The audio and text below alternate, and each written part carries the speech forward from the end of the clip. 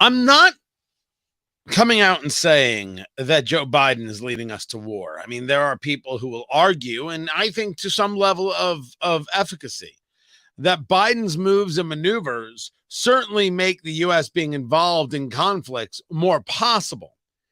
But these latest two maneuvers, we're moving warships to the Gulf, and what happened with this U.S. soldier, you can argue abducted by the North Koreans, but he was a disturbed guy who ran over the DMZ. He ran towards North Korea. Of course he got abducted. Well, what does this mean for the United States? Is all of this one step closer to some level of warfare? What exactly are we dealing with? Guys, welcome to the show presented by Americans for Prosperity, AmericansForProsperity.org. Economic liberty, free speech. That's where it's at, my people. That's Major Mike Lyons, retired United States Army West Point guy. You can follow him on Twitter, MAJ Mike Lyons, Lyons, MAJ Mike Lyons.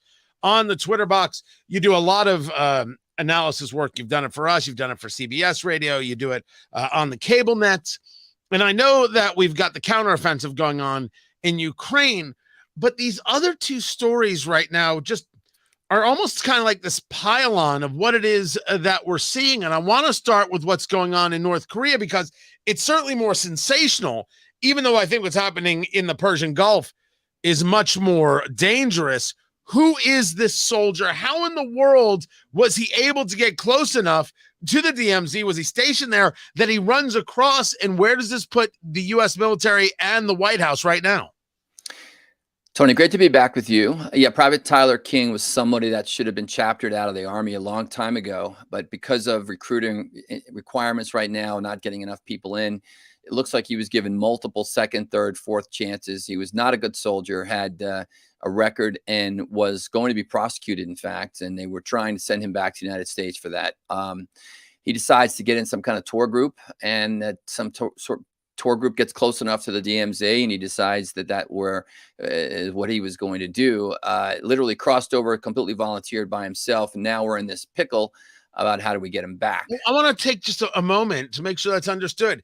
He wasn't serving.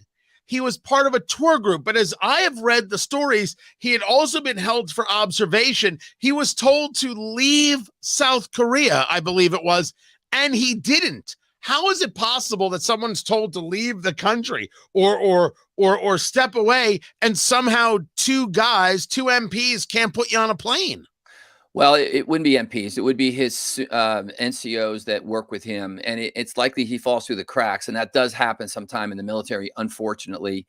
I can tell you from personal experience, we had individuals like this that we knew we had to treat with kid gloves to make sure that when it was time for them to go, that they actually, had to be driven to the airport, put on a plane.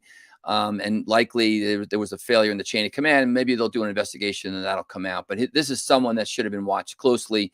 Not assuming he would ever, you don't make the assumption that somebody would do something like this, but, given the fact that he was going back for punishment, likely should have had a lot more supervision. He was on a tour. Yeah. I mean, it's very strange to think about. What kind of tour is this? Who else was on this tour? And do you know what happens when they realize somebody just ran over to North Korea? Yeah, civilian tour that's run there within that security zone. We saw that's the same kind of location where Donald Trump met Kim Jong-un there, and it's commercialism on one side, and it gets close enough where it's a very thin border on some level. The guards there on both sides, they've gotten to know each other. It's not, I would say because of Trump, there's less hostility that exists at that border right now, and that's probably why he thought he could do this. He goes over. He's now captive of North Korea. Kim Jong-un may be all the weird, dopey things, but certainly not a fool.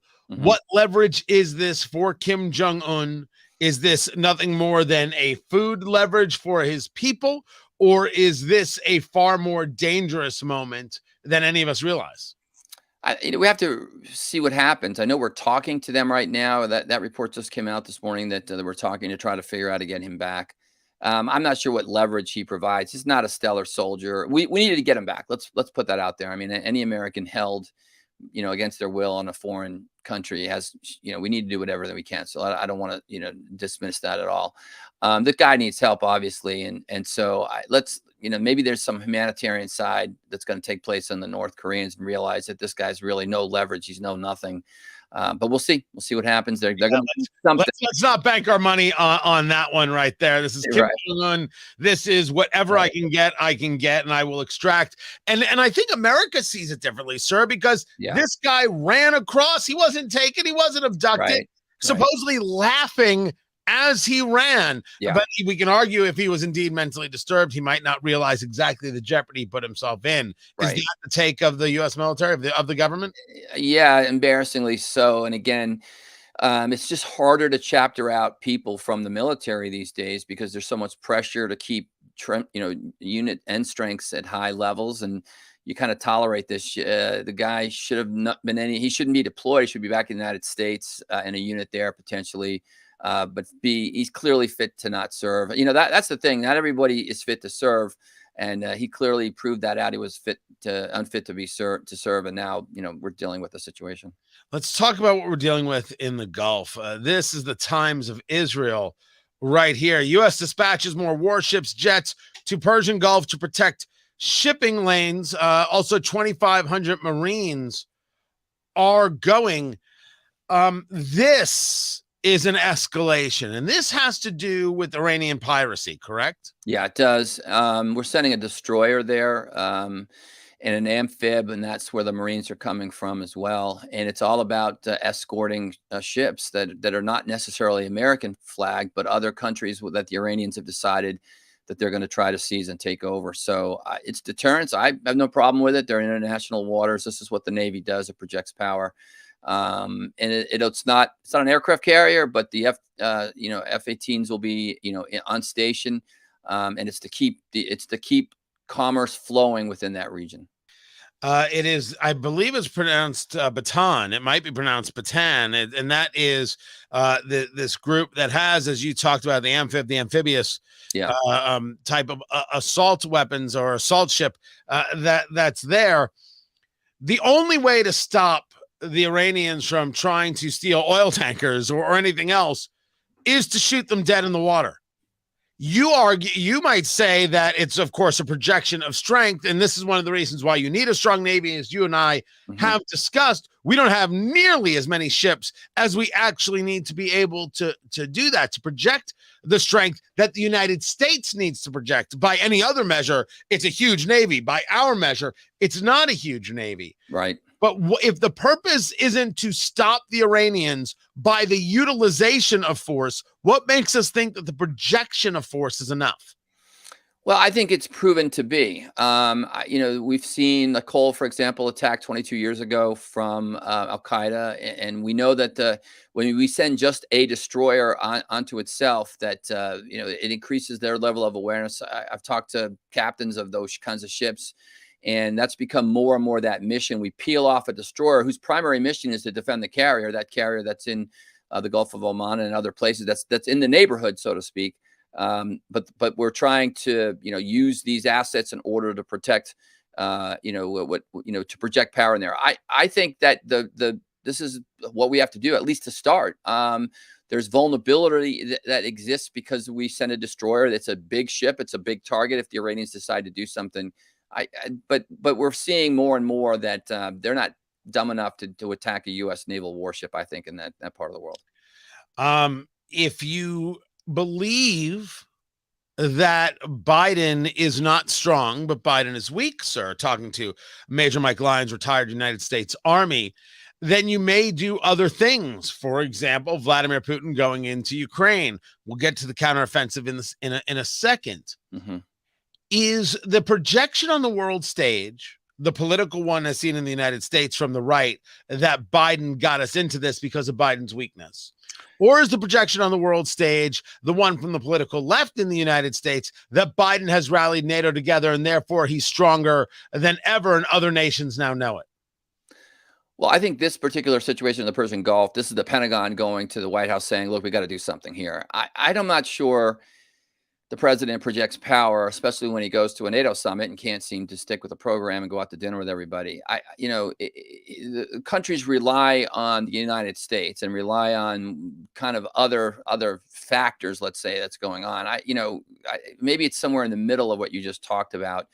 Joe Biden has not done this. He's not done any kind of diplomacy in order to keep NATO countries together. NATO countries have recognized in Europe in particular that Russia is a threat and is a threat to Ukraine and the threat to their security. So that's what's really prompted them to doing that. The United States still foots the bill for most of the things going on in Ukraine anyway. Right. So I wouldn't say it's Biden's personality. We could argue whether or not if Trump was president or somebody else was president, Russia wouldn't have gone. That remains to be seen. I also don't think Donald Trump could stop the war in 24 hours either, given what's going on right now as well.